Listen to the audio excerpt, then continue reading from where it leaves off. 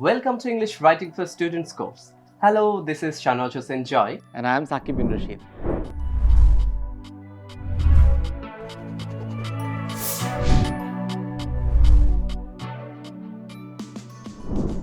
English writing নিয়ে আমরা এই কোর্সটি সাজিয়েছি যারা ইংরেজি লিখতে গিয়ে অনেক বেশি স্ট্রাগল করেন, যাদের ইংরেজি বাক্যে অনেক বেশি ভুল হয় তাদের জন্য এই কোর্সটিতে আমরা ইংরেজি লেখার যে গ্রামার রয়েছে এবং যে অ্যাপ্লিকেশন রয়েছে এই দুটো নিয়ে অনেক বেশি আলোচনা করেছি।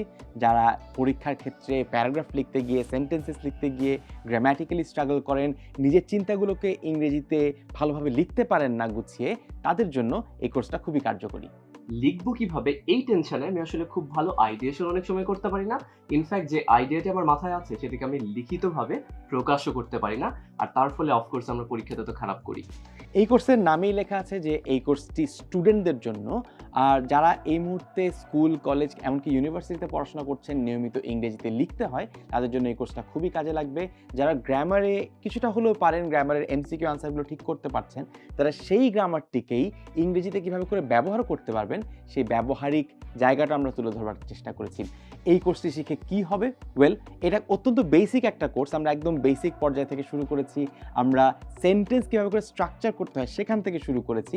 তো যাদের সেন্টেন্স স্ট্রাকচার করতেই সমস্যা হচ্ছে তারা এই কোর্সটা করার মাধ্যমে আপনার বাক্যগুলোকে আরও গুছিয়ে লিখতে পারবেন নির্ভুলভাবে। এক্স্যাক্টলি, সেন্টেন্সের মতো বেসিক জায়গা থেকে তো আমরা শুরু করেছি, কিন্তু আমরা প্যারাগ্রাফ রাইটিংও দেখেছি। আমি বাক্য গঠন করতে পারছি, বাট দেন হোয়াট? আমি আসলে কেন বাক্য গঠন করতে চাচ্ছি?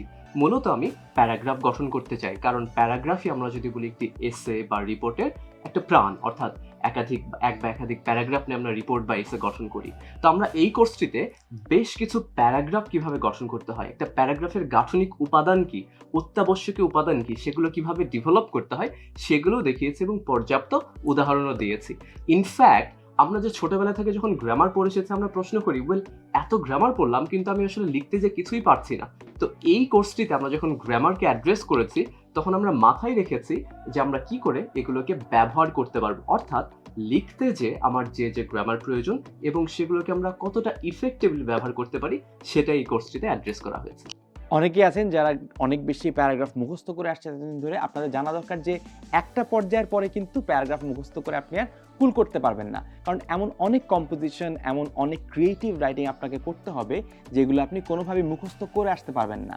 তাই এই কোর্সের মাধ্যমে আমরা আশা করব আপনারা সবাই লেখার যে দক্ষতা আছে সেটাকে বিল্ড করবেন, নিজে নিজে স্বনির্ভরভাবে বাক্য লিখতে শিখবেন, প্যারাগ্রাফ লিখতে শিখবেন এবং ফলশ্রুতিতে একসময় বড় বড় এসে, বড় বড় রিপোর্ট, বড় বড় স্টোরি এগুলো লিখতে শিখবেন। সুতরাং চলুন 100টি প্যারাগ্রাফ মুখস্থের চাপ মাথায় না নিয়ে তার চেয়েও কম সময় এবং তার চেয়েও অনেক সহজে কিভাবে নিজে নিজে 100টি প্যারাগ্রাফ ডেভেলপ করা যায় সেটি শিখে ফেলি।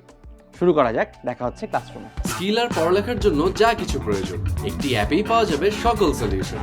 10 মিনিটস নিয়ে যে কোনো জিজ্ঞাসায় কল করুন 16910।